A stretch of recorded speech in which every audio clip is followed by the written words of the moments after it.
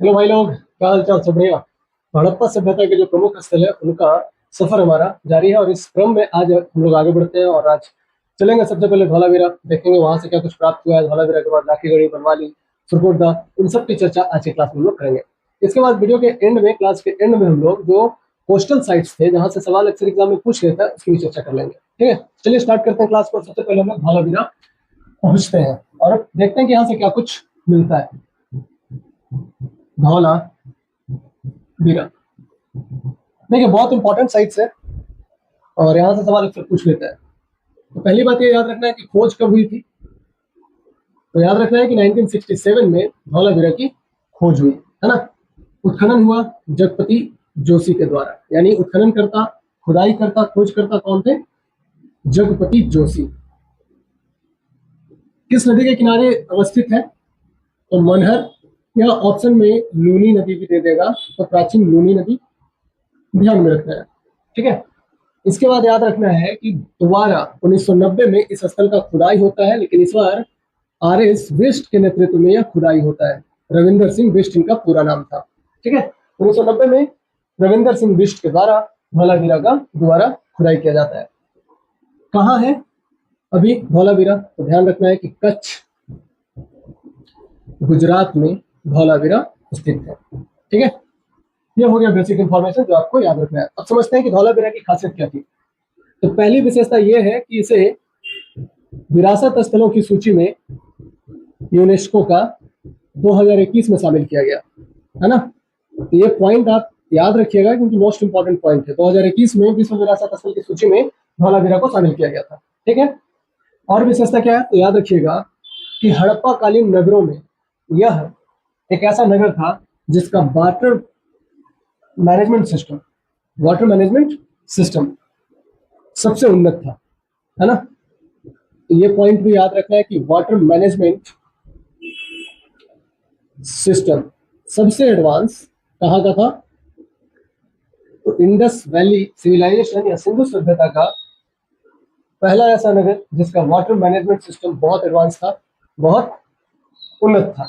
इस बात को भी याद रखिएगा, विशेषता इसकी।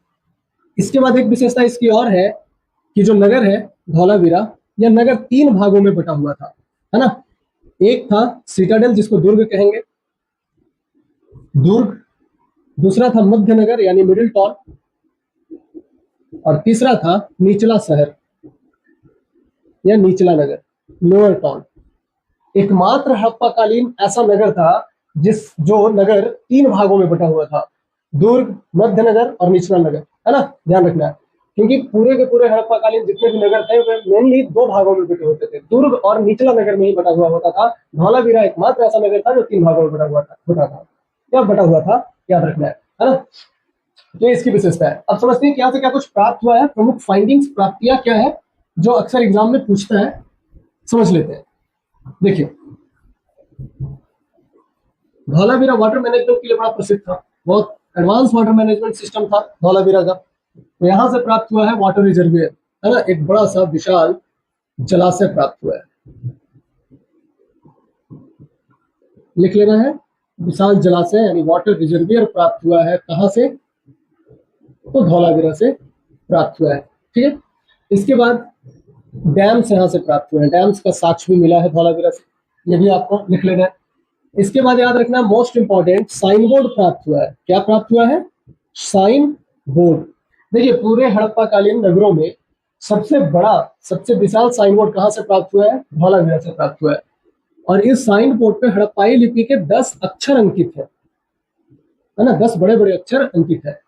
अब क्या लिखा हुआ है इस साइन बोर्ड पे, क्योंकि हड़प्पा लिपि को अभी तक पढ़ा नहीं जा सका है तो ठीक ठीक बताना मुश्किल है। एग्जैक्टली यहाँ पे लिखा क्या गया है थोड़ा मुश्किल है बताना। अनुमान लगाया जाता है कि साइन बोर्ड पे हो सकता है कि शासक या प्रशासक का विवरण दिया गया हो या उस शहर के बारे में डिस्क्रिप्शन लिखा गया हो। और ध्यान रखना है कि जो साइन बोर्ड है ना, वो धौलावीरा का जो दुर्ग है, सिटाडेल है, ठीक उसके एंट्री गेट पे ही मौजूद है यह साइन बोर्ड। ठीक है, चलिए आगे बढ़ते और समझते हैं क्या मिला है। तो ध्यान रखना है कि एक बड़ा सा स्टेडियम का साक्ष्य यहाँ से प्राप्त हुआ है, स्टेडियम, है ना। अब इस स्टेडियम का क्या उपयोग होता होगा, क्या यूज होता होगा?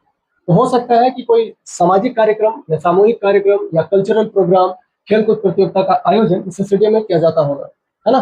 और स्टेडियम जो है वह रेक्टेंगुलर आकार का है और साइड साइड में बैठने की व्यवस्था है, ऐसा प्रमाण भी इस स्टेडियम से प्राप्त हुआ है।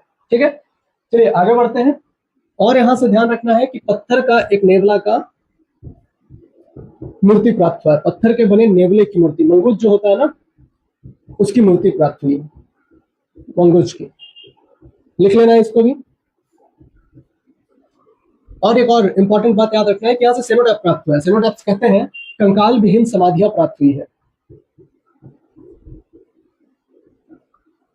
कंकाल विहीन समाधियां, है ना, मतलब मोस्टली ऐसे कब्रें मिली है यहाँ से जिनके अंदर मानव कंकाल मौजूद नहीं था, है ना, इसे ही कहा जाता है सेनोटैप्स। ठीक है, सेनोटैप्स प्राप्त हुआ है, कहां से प्राप्त हुआ है? धौलावीरा से। रिजर्वियर प्राप्त हुआ है, डैम, साइन बोर्ड, स्टेडियम, पत्थर के नेवले की मूर्ति, कंकाल विहीन समाधियां जिसे सेनोटैप्स कहा जाता है, ये सब धौलावीरा से प्राप्त हुआ है। इससे ज्यादा इंपॉर्टेंट बातें यहाँ से याद रखने की आवश्यकता है नहीं एग्जाम के लिए। तो आगे बढ़ते हैं और हम लोग समझते हैं राखी गढ़ी क्या कुछ यहाँ से प्राप्त हुआ है, क्या विशेषता है राखी गढ़ी की, इन सबको देखते हैं। देखिए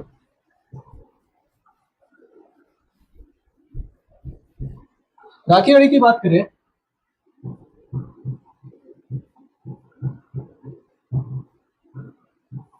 तो राखी गढ़ी की खोज हो गई थी 1963 में। खोज कब हुई यहां से समझना है, दो तीन पॉइंट। खोज जो हुई राखी गढ़ी की 1963 में, है ना, ASI archaeological survey of India के द्वारा 1963 ईस्वी में राखी गढ़ी की खोज होती है। ठीक है, 1969 ईस्वी में क्या होता है कि इसका व्यापक सर्वेक्षण किया जाता है, सर्वे, है ना, सूरज भान के नेतृत्व में, सॉरी 1969 में, 1969 में, है ना, सूरज भान के द्वारा क्या किया जाता है, व्यापक सर्वेक्षण होता है। यानी खोज हो गई थी ASI के द्वारा 1963 में, लेकिन 1969 में व्यापक सर्वेक्षण किया जाता है, सर्वे किया जाता है सूरज भान के नेतृत्व में। अब यहाँ पे खुदाई कब हुआ तो ध्यान रखना है कि पहली बार खुदाई जो है 1997 से 2000 के बीच में की गई, अमरेंद्र नाथ इनके द्वारा, अमरेंद्र नाथ के नेतृत्व में क्या किया गया, खुदाई किया गया 1997 में। ठीक है, दूसरी बार इसकी खुदाई होती है 2012 से 2016 के पीरियड में। इस समय बसंत सिंधे थे, तो बसंत सिंधे के नेतृत्व में इसका खुदाई हुआ और फिर 2021 के बाद से इसकी खुदाई जारी राखी गढ़ी की।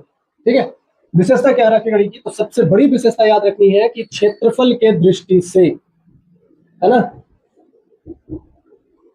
सबसे बड़ा हड़प्पन साइट है, सबसे बड़ा हड़प्पा स्थल है। 350 हेक्टेयर इसका क्या है, एरिया है, क्षेत्रफल है।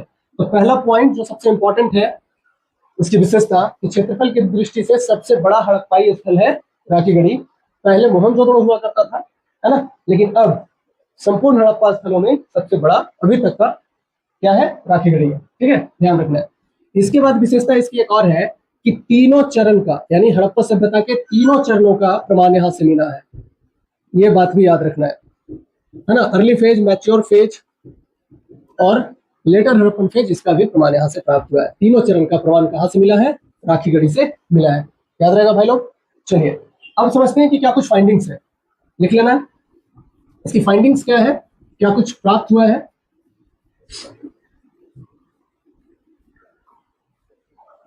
किस नदी के किनारे स्थित है तो लिख लेना है घग्गर नदी। करंट लोकेशन क्या है तो हिसार, कहां है हिसार, हरियाणा में। ठीक, फाइंडिंग्स क्या है, क्या प्राप्त हुआ है, देखिए विशाल कब्रिस्तान, ये फाइंडिंग्स है इसके, विशाल कब्रिस्तान जिसे कहा जाता है नेक्रोपोलिस, है ना, इसका साक्ष्य मिला है राखी गढ़ी से। इसके बाद याद रखना है कि युगल समाधान, युगल समाधान, लेकिन ध्यान रखना है कि जो समाधान कालीबंगन से प्राप्त हुआ, जो लोथल से प्राप्त हुआ और जो राखी गढ़ी से प्राप्त हुआ, इसमें अंतर है। ये कपल ब्यूरियल था, है ना, वहां पे ज्वाइंट ब्यूरियल था, ये भी ज्वाइंट ब्यूरियल है लेकिन कपल ब्यूरियल है ना। इस युगल समाधान में क्या है कि एक साथ महिला और पुरुष को दफनाने का साक्ष्य प्राप्त हुआ है राखी गढ़ी से, है ना, जबकि लोथल और कालीबंगन से जो प्राप्त हुआ है वहां पे एक साथ 2 शवों को दफनाने का साक्ष्य है ना, और राखी गढ़ी में कपल था, महिला और पुरुष का। ठीक है, इसके बाद राखीगढ़ी से क्या प्राप्त हुआ है, तो ध्यान रखना है कि यहां से आभूषण का साक्ष्य प्राप्त हुआ है ना, आभूषण का साक्ष्य प्राप्त हुआ है, ठीक है। और मोस्ट इंपॉर्टेंट, चावल की खेती का साक्ष्य है, चावल की खेती, कल्टीवेशन ऑफ राइस, इसका साक्ष्य है। अब समझिएगा कि लोथल से भी चावल की खेती का साक्ष्य प्राप्त हुआ था, चावल का साक्ष्य प्राप्त हुआ है, और रंगपुर से धान की भूसी। इसका मतलब ये हुआ कि हड़प्पा सभ्यता में रहने वाले लोग चावल की खेती किया करते थे, चावल खाते थे, है ना, अंदाजा लगाया जा सकता है, क्योंकि साक्ष्य प्राप्त हो रहा है चावल का लोथल से भी, राखीगढ़ी से भी और रंगपुर से भी। इसके बाद एक और इंपॉर्टेंट बात यहां से याद रखना आपको कि मिट्टी के बर्तन, मिट्टी के बर्तन, इसके भी साक्ष्य कहां से प्राप्त हुए हैं, तो राखीगढ़ी से, यानी इसे यही मृदभांड कहेंगे, पॉटरी कहेंगे। तो ये कुछ प्राप्त हुआ है राखीगढ़ी से। इससे ज्यादा इंपॉर्टेंट बात है नहीं जो एग्जाम के दृष्टिकोण से जरूरी हो जानना, ठीक है। तो आगे बढ़ते हैं, और आगे बढ़ के हम लोग पहुंचते हैं बनवाली। अच्छा, इसमें एक चीज और ऐड कर लीजिएगा कि हड़प्पाई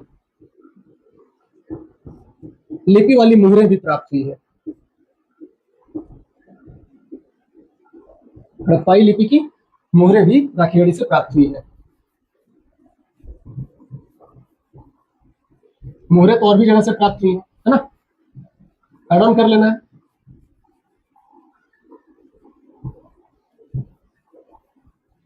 फिर है आज का हमारा मुद्दा बनवाली।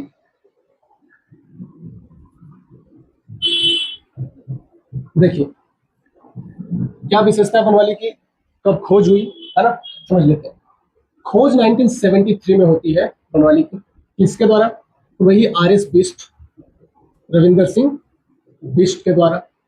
बनवाली के बारे में एक बात याद रखिएगा कि ऑप्शन में कभी कभी रंगोई नदी देता है ना, रंगोई नदी या घग्गर या फिर सरस्वती, अलग अलग किताबों में अलग अलग वर्णन है इसका। तो लिख लेना कि रंगोई नदी, घग्गर नदी, सरस्वती नदी, तीनों में से कोई भी ऑप्शन रहे टिक लगा देना, ठीक है। अभी कहाँ है ये, तो याद रखना है कि फतेहाबाद में है। फतेहाबाद कहाँ, हरियाणा, हरियाणा का यह स्थल है, ठीक है। अब समझते हैं बनवाली की विशेषता क्या है। तो यहां से याद रखना है कि दो फेज का, अर्ली फेज और मैच्योर फेज का साक्ष्य यहां से प्राप्त हुआ है, लेटर फेज का साक्ष्य बनवाली से प्राप्त नहीं हुआ है, ठीक है। चलिए फाइंडिंग्स की बात करें, यहां से क्या कुछ प्राप्त हुआ है फाइंडिंग्स में। तो देखिए फाइंडिंग्स, एक तो याद रखना है यहां से कि फिश हुक प्राप्त हुआ है, फिश हुक, है ना, मछली पकड़ने का जो कांटा होता है वह प्राप्त हुआ है साक्ष्य में। दूसरी बात यहां से याद रखना है कि मिट्टी के खिलौने वाला हल यहां से प्राप्त हुआ है, मिट्टी के खिलौने वाला हल प्राप्त हुआ है यहां से।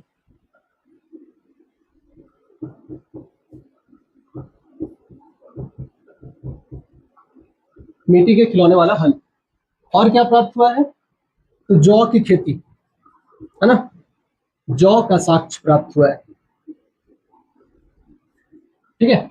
इससे ज्यादा यहां से इंपॉर्टेंट आपको याद नहीं रखना है, जो इंपॉर्टेंट बातें हैं बनवाली से रिलेटेड जो सवाल में आ सकता है बता दिया गया, ठीक है। आगे बढ़ते हैं हम लोग और चलते हैं सुरकोटदा,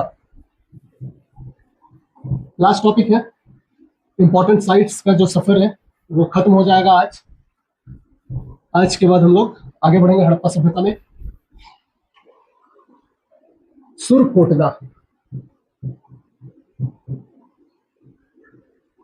ठीक है, खोज होती है 1964 में। खोजकर्ता कौन थे, तो याद रखना जगपति जोशी द्वारा खोज किया गया था, ठीक है। जगपति जोशी ने सुरकोटदा की खोज करी थी 1964 में। कहाँ है सुरकोटदा, तो कच्छ, गुजरात में, है ना। यहां से बस एक ही पॉइंट आपको याद रखना है कि सुरकोटदा से घोड़े की अस्थियों का साक्ष्य, घोड़े के अस्थियों का साक्ष्य प्राप्त हुआ है। हालांकि इसमें भी कंफ्यूजन है, लेकिन ध्यान रखना है कि घोड़े के अस्थियों का साक्ष्य कहां से प्राप्त हुआ है, सुरकोटदा से प्राप्त हुआ है। ठीक है, चलिए इसके बाद आज हम लोग समझ लेते हैं कि क्या क्या कोस्टल साइट्स हैं जहां से सवाल पूछ लिया जाता है। यहां से और ज्यादा कुछ याद रखने की आवश्यकता आपको है नहीं। कोस्टल साइट्स कौन कौन से थे समझ लेते हैं।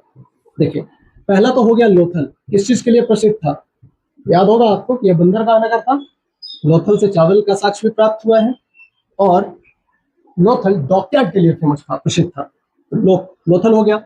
लोथल के बाद याद रखना है धौलावीरा। धौलावीरा क्या है? तो कोस्टल साइट में आता है धौलावीरा। सबसे एडवांस वाटर मैनेजमेंट सिस्टम के लिए प्रसिद्ध, हड़प्पाई नगरों में, है ना। इसके बाद याद रखना कुनतासी। कुनतासी कहाँ है? तो कच्छ गुजरात में ही है और यह ट्रेड पॉइंट हुआ करता था, है ना, व्यापारिक स्थल था। इसके बाद याद रखना नागेश्वर। नागेश्वर कहाँ है? नागेश्वर भी गुजरात में है, ठीक है। और याद रखना है कि नागेश्वर शंख उद्योग के लिए फेमस था, शंख उद्योग, ठीक है। इसके बाद एक और याद रख लेना है कि रंगपुर,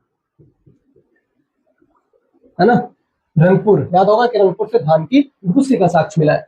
ये कोस्टल साइट जो कि भारत में स्थित है, याद रखना है।